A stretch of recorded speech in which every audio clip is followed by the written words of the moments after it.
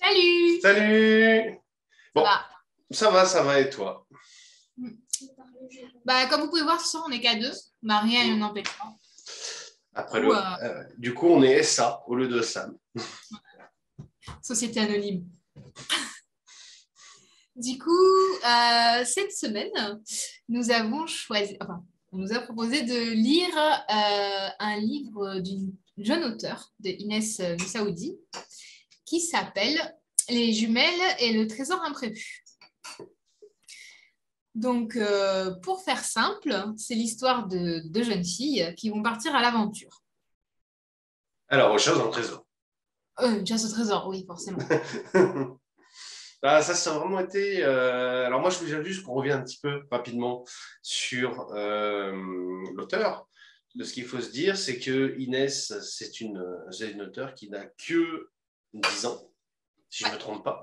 Et 10 ou 11 ans. 10 ou 11 ans. Et la première chose que je veux dire, c'est franchement, continue Inès. Hein. Grave. Non, mais je vais être honnête avec toi. Moi, j'achète, clairement. Non, non, mais je le dis, je crois que c'est le premier vrai coup de cœur que je me fais depuis qu'on a commencé l'émission. Je ne dis pas que le livre est parfait, il ne l'est pas, mais il y a des petits trucs qui me font... clairement. Pareil, et il y a des éléments dans le livre, des petits détails, des petits riens que je trouve vraiment pertinents. Et il y a divers éléments qui me font dire que tu es, hein, Inès, une auteure prometteuse et Ah, que tu vas pouvoir vraiment te développer hum, dans cet art, que ce soit par les détails, les idées et les différents éléments que tu as déjà acquis et les autres que tu vas acquérir, je pense. soyons clairs, tu as un potentiel énorme. Grave. Déjà, celui-là, il est bien. Mais je pense qu'en gagnant, toi, en maturité, tu vas faire gagner en maturité ton écriture et, et le fond de ton récit. Et ça va être génial, hein, clairement. Alors, du coup, je vais zioter si tu publies d'autres livres. Parce que, alors, moi, j'adore. J'adore. Alors, du coup, on oublie de dire qu'elle a été publiée chez James Workshop, qui est une jeune maison d'édition, qu'elle a été beaucoup soutenue par David et Jessica, qui sont les directeurs de la maison, Hum, elle est leur tout premier, leur tout premier livre, en fait, de publier. D'accord. Et j'ai aussi fait la couverture, surtout la mise en place, pas le dessin, hein, ceux que je suis nulle Hum. au dessin. Euh, je pense qu'Inès a vraiment, pour une gamine de 11 ans, je dis une gamine, mais c'est pas péjoratif, Ah non, non, m'a pas du tout. assez étonnée dans sa narration, dans le sens qu'elle arrive à apporter tous les éléments essentiels du récit à leur cheminement le plus logique et le plus abouti. C'est-à-dire qu'on passe par tous les stades, etc. Et il y a des mystères qui me sont restés en suspens durant la lecture, que je me suis dit, putain, j'aurais bien aimé comprendre certains éléments qui n'ont pas été révélés. Mais du coup, je me dis, peut-être que ça peut faire potentiellement une suite, parce que Hum. c'est clairement un bouquin à suite à mon goût. Clairement, Mais clairement. je me place dans l'évolution d'une jeune fille de 10-12 ans, moi jeune, qui a envie de bouquiner, qui a envie de découvrir des livres, qui a envie d'enrichir son, sa Ton lecture, imagination. voilà, son imagination. C'est clairement un bouquin que j'offrirai volontiers à mon fils plus tard. Mais non, non, mais c'est vrai qu'il y a plein de petites choses qui sont. Il y a un souci dans le détail, et je dirais même dans le détail, dans le style, Oui, qui m'ont qui m'ont soufflé. Je veux dire. Alors, je suis psychorigide sur un point tout bête. C'est la concordance des temps. Et pas une seule fois dans ce livre, je me suis dit, il y a un souci de conjugaison au niveau des verbes. Il y a un soin qui est apporté à la concordance des temps qui... Alors, je sais, c'est du détail, c'est tout bête, mais qu'est-ce que Je pense ça qu'il y fait a quand du même, bien. je pense qu'elle a déjà un bon boulot de base, plus les corrections qui ont été Bien faites. sûr, non, mais il y a eu, je dis Mais pas... Voilà. c'est Mais vrai que, voilà. on a lu d'autres livres où la concordance des temps était autrement plus mal respectée par des personnes adultes qui avaient aussi eu une relecture. Puis on a aussi, alors, il y a des éléments dans la prose de Inès. Je ne vais pas dire qu'elle a une prose de Dieu. Elle a Non, elle a une très belle plume pour une jeune fille, oui. très riche.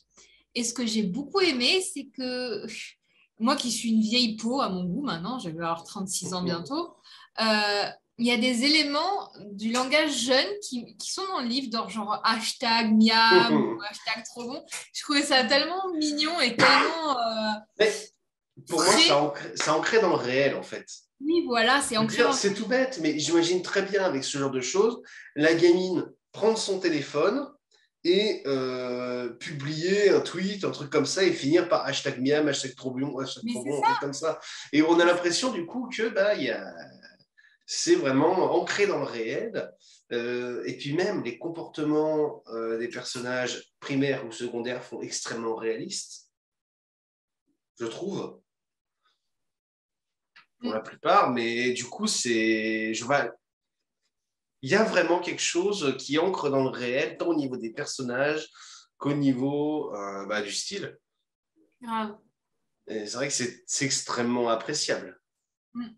C'est très appréciable, surtout que je m'attends. Enfin, je dois avouer que je partais avec un préjugé. Je me suis dit, c'est un livre jeunesse, vraiment pour la jeunesse, c'est-à-dire, c'est même pas de l'ado ou quoi. Pas, quand je dis ado, c'est à partir de 14 ans. Euh, et au final, je me suis retrouvée à lire la moitié du livre d'un coup, donc qui fait 75 pages. Et ah merde, j'ai presque terminé. Bah, moi, je l'ai bouffé d'une seule traite, en fait. Oui, ben voilà, j'ai pas eu le temps de. Je me suis posé sur mon plumard, j'ai allumé la liseuse et je l'ai bouffé d'une seule traite. Mm. Et c'est ça. Moi, je l'ai mangé et j'ai adoré le travail d'illustration qu'il y a Ah dedans. oui, oui, Alors, oui. le côté noir et blanc, en plus, je m'imagine comme une gamine qui lit le bouquin et qui fait «Oh, super, un dessin!» et qui a envie de le colorier. C'est bête. On colorie Non, pas dans non, les... non, mais je comprends tout à fait ce que tu veux dire. Moi, c'est plutôt la simplicité du dessin. Ah, il est très beau. Attention, je dis pas que le dessin est simpliste ou vite fait. Non, non, Mm. je dis juste qu'il y a une simplicité dans le dessin qui, euh, qui rend vivant, etc. Et c'est vrai que quand je suis tombé sur le premier, je me suis dit, tiens, ah, c'est pas mal d'illustrer comme ça les scènes. Puis je veux dire, ça parle du coup beaucoup plus à un public jeune, avec quelques images de ci, de là. C'est vrai que... Puis, alors, il y a des dessins à un moment donné qui montrent la scène dont elle parle. Hum. Et je dois avouer, je crois que c'est le passage sur la salle à manger. J'ai d'abord lu et j'avais bien l'image en tête. Et quand j'ai vu l'image, quand j'ai vu le dessin, j'ai fait ah ouais, franchement, elle l'écrit bien. Pour une jeune fille, je Oui, pense pas. oui. J'ai toujours adoré écrire, mais je pense pas que je faisais aussi bien à l'époque.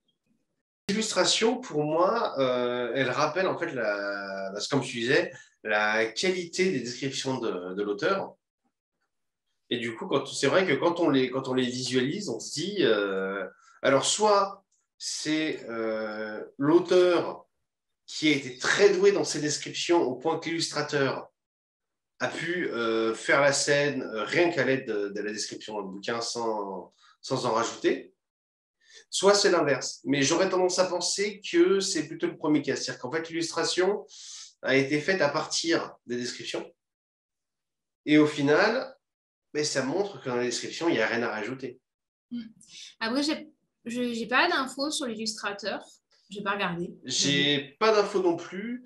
On mettra peut-être un petit encart. Je pense que ouais, je demanderai, je me renseignerai auprès de la maison d'édition. Comme ça, on pourra renseigner sur les qualités d'illustration. Et je demanderai si on peut afficher une illu pour que vous ayez une image du travail sur le livre. Personnellement, c'est une lecture que je conseille vraiment à des parents qui recherchent de la lecture pour leurs enfants. et qui ne savent pas quoi prendre hormis de la bibliothèque verte avec la collection invraisemblable Pokémon, la Maison des Loud, etc. Parce que ça leur permet de s'enrichir sur un autre type d'écrit et ça leur permet d'être plus proche de l'auteur. C'est-à-dire que l'auteur a leur âge. Et c'est aussi un bon... Enfin, pour moi, c'est un bon point qu'un enfant, c'est une enfant pour moi, écrive pour d'autres enfants, que ce soit son plaisir à elle d'écrire pour les autres. Et je trouve que c'est vraiment une artiste prometteuse de sa génération. J'irais même plus loin dans ce que tu disais, sur le fait que, oui, en dehors des bibliothèques vertes, Pokémon, Loud et compagnie, l'avantage aussi, c'est que ça extrait d'un univers vidéo. Et du coup, je pense que ça peut aussi aider davantage des enfants qu'on a tendance à juger pas très imaginatifs. Je trouve cette expression stupide. En fait, je pense que ça peut aussi aider à se projeter. Parce qu'il y a quand même 2-3 illustrations, mais le reste est laissé à l'appréciation du lecteur et c'est très appréciable. Alors que pour tout ce qui est livre adapté à partir de séries animées et compagnie, et tout est déjà fait et au final, le travail d'imagination. Ouais, il n'est pas là. Je veux dire, le gamin qui lise le livre ou qui regarde la télévision, ça ne change rien. C'est ça. Alors que là, il y a un véritable apport. Pour les avoir eus, tu prends la bibliothèque rose avec les Bienvenus chez les Loud, c'est le premier bouquin à mourir à lâcher complètement parce que il pensait que c'était une histoire originale. Et en fait, ça reprend juste les épisodes. Donc, les enfants ne sont pas titillés. Alors que là, vraiment, les enfants sont poussés à imaginer, à penser, à réfléchir, à avoir autre chose. Et c'est vraiment important, je trouve, dans une éducation littéraire et une éducation tout court. La maman vieille, tu sais. Alors, en tout cas, on va peut-être passer aux points forts et points faibles. Je te laisse débuter. Alors, pour les points forts, j'en ai déjà parlé un peu, c'est le style, principalement, les descriptions, et puis le fait que ce soit, entre guillemets, une enfant qui parle à un enfant. Ça, pour moi, c'est vraiment un point fort absolu. Et rien que pour ces 3 points, on devrait le faire non seulement aux jeunes, mais aussi aux moins jeunes, parce qu'il y en a qui devraient se rappeler à quel point on peut bien écrire. Sans forcer. Sans forcer, voilà, c'est ça. Parce que, mon Dieu, les fautes. Et puis, niveau point faible, alors, en fait, c'est un point faible que je juge comme tel, mais qui, étant donné l'âge de l'auteur, je ne peux pas le lui reprocher complètement. C'est-à-dire que c'est un reproche qui est lié davantage à la trame narrative en tant que telle. Et disons qu'il y a des facilités, mais ce sont des facilités, encore une fois, que je ne peux pas vraiment lui reprocher. Ça va bien avec la littérature jeunesse, et ce sont des travers que j'ai vus quand j'ai lu, quand je lis maintenant, quand je relis les Harry Potter, ou quand j'ai lu les Amos d'Aragon, qui sont aussi d'excellents livres pour jeunesse. Et donc au final, ce sont des petites faiblesses qui passent. Oui. Voilà. En fait, on peut pas les retenir parce qu'on se dit, oui, avec nos yeux d'adultes, ça ne marcherait pas forcément, mais avec des yeux d'enfant, avec des yeux, comment dire, de pré-ado, il n'y a pas de souci. Exact. C'est ça, et puis après, il y a peu la fin. Il manquerait peut-être un chapitre ou 2. Mais voilà. Ça, voilà. C'est exactement ce que j'allais dire. Par contre, juste une chose, alors je rebondis à un truc qu'on a dit tout au début, parce que je viens d'y penser. Au final, ce genre de livre, c'est facile d'imaginer une série de bouquins one-shot, avec plein d'histoires des jumelles. Donc, un coup qui se passe, là, ici, là, c'est un trésor inattendu. Une autre fois, ça peut être avec un de leurs cousins qui est parti loin et qui cherche à le retrouver, etc. Je veux dire, c'est un univers qui, je pense, permet énormément de choses Alors, je ne sais pas si tu te souviens de toutes ces séries qu'on avait dans les années 90, un peu pour les ados, les Intrépides, etc. Les Intrépides, le Club des Cinq. Rappeler ce livre, ça m'a été une petite Madeleine de Proust à un moment donné.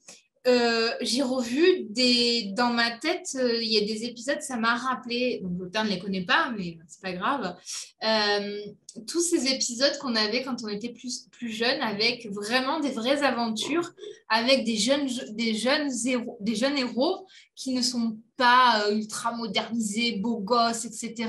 Vraiment, la simplicité de l'action, le Club des Cinq, comme tu dis, les Intrépides, etc. Et j'ai revu tout bêtement un épisode de Tom Sawyer dans ma tête pendant que je lisais. Je vois ce que tu veux dire, C'est oui. ça qui m'a vraiment charmée, dans le sens que pour moi, c'est un énorme point fort. Ça m'a rappelé c'était une pépite toute bête, mais ça m'a fait de la nostalgie. Donc vraiment, j'étais trop contente. Et c'est vraiment un des éléments forts de ce livre, c'est la simplicité de l'aventure, sans prise de tête, sans explication qui sont compliquées, qui marchent avec des yeux d'enfant, un peu comme je te disais, les Intrépides, parce que ça me rappelle vraiment les Intrépides, et tout ce genre d'histoire. Certes, en point faible, la fin méritait un chapitre ou deux en plus, avec la résolution de certaines explications qu'il y en a eu au cours du livre. Mais en soi, c'est pour ça que je dis que ça peut faire une suite. Mm. Mais c'est vrai que, comme tu dis, ça pourrait être une série d'aventures comme on avait Fantomette qui faisait 12 millions de trucs, ou je ne sais plus comment elle s'appelait, je crois que c'était Alice, un truc comme ça que je lisais quand j'étais gamine. Vraiment des séries one-shot d'aventures où tu te plonges dedans et où tu dis, ouais, un nouveau truc, ils vont réussir ou pas, etc. Ça va bien se finir, tu sais pas. Enfin, bref, ce genre de choses. Ça me rappelle vraiment les films, les Goonies un peu. J'ai trouvé en fait l'exemple que je cherchais justement pour ce genre de bouquin, un peu comme les Grands Galops. Je ne les connais pas. Toute une série de bouquins sur trois gamines qui adorent le cheval, voilà, qui adorent qui adorent l'équitation et compagnie. Et du coup, chaque aventure peut être prise vraiment indépendamment des autres. Et tu les vois petit à petit grandir un petit peu au fil des livres, mais toutes les aventures sont relativement indépendantes. Et du coup, tu te dis, bah, ces jumelles, il pourrait leur arriver plein de choses, pareil, sous forme de petites histoires un peu indépendantes. Et ça marcherait très bien. Grave. Et c'est pareil, tu vois, c'est dans la veine des Goonies aussi un peu, Oui, en moins super production, etc. oui, Mais non, c'est mais... tous les petits trucs où tu te dis, j'y crois pas parce que je suis adulte. Et tu te dis, putain, mais quand t'aurais été gamine, t'aurais pensé exactement la même chose, en Ah fait. non, mais oui, mais complètement, complètement. C'est pour ça que je parlais des Amos d'Aragon, parce qu'Amos d'Aragon, c'est exactement ça. Je les ai lus sur le tard, bah, sur le coup, je me suis dit, non, mais ça marche pas, non, mais ça marche pas, non, mais ça marche pas. Mais en fait, si je me mets dans la tête que le lecteur est justement dans ces âges-là, mais évidemment que ça passe. Mais grave. Ça marche. Et puis tu te dis, mais en fait, l'idée, elle est bonarde. Mais tellement. Je peut-être parler rapidement des. Non, en même temps, on ne peut pas vraiment parler des personnages parce qu'au final, ils sont trop peu décrits, je pense, pour vraiment pouvoir les apprécier. Même si j'aime beaucoup le grand-père. Moi, ce que je trouvais mignon, c'est tous les petits trucs. C'est comme la sœur qui s'appelle Marie-Jeanne et Jeanne-Marie. Oui, oui, bah c'est mignon ça. Non, non, mais moi je vois Marie-Jeanne et Jeanne-Marie, je me dis, bah c'est parfait pour des noms de personnages de romans. Dans la vraie vie, on se foutrait de leur tronche, mais c'est parfait pour des personnages de romans. Tu retiens, c'est amusant, c'est ludique. Il y a un truc, bon, on coupera ce passage un truc dommage, les jumelles ont deux chiens et au final, il n'y en a qu'un qui est présent dans le bouquin. Ah oui, oui. Et pendant la fin, je me suis dit, allez, le deuxième va arriver, ou un truc comme Comme ça. si elle avait oublié qu'elle avait mis deux chiens. Tu vois, c'est ça un peu qui m'a. Oui, Mais c'est oui. le seul détail qui m'a fait. Oh, bah, c'est tout. Mais ça choque pas dans l'absolu. Du coup, on va terminer en disant qu'on remercie énormément Dream Workshop Ouais, de nous merci de ce choix. Et merci Inès, parce que franchement, super découverte. super découverte et on espère que tu prendras toujours plaisir à continuer dans l'écriture. Ouais, ouais, c'est surtout ça le plus important. Ouais. Prends du plaisir à écrire. Et on t'encourage à à vraiment persévérer avec tout le plaisir que tu as dû avoir pour écrire ce premier roman. Et vraiment, si tu en fais d'autres, on sera ravis de te lire et carrément, Ah ouais, moi je le promets. Je promets que si tu sors d'autres livres, je les lis. pareil. Voilà, c'est dit. Merci à tous de nous avoir suivis aujourd'hui. Pensez à vous abonner à la chaîne. Et activer la cloche de notification pour avoir les vidéos qui sortent. N'oublie pas le mardi, tous les 15 jours. À peu près, sauf empêchement. À peu près, oui. Et du coup, n'oubliez pas non plus de nous suivre sur les réseaux sociaux. On vous mettra les liens en En description. Bonne soirée! Bonne soirée!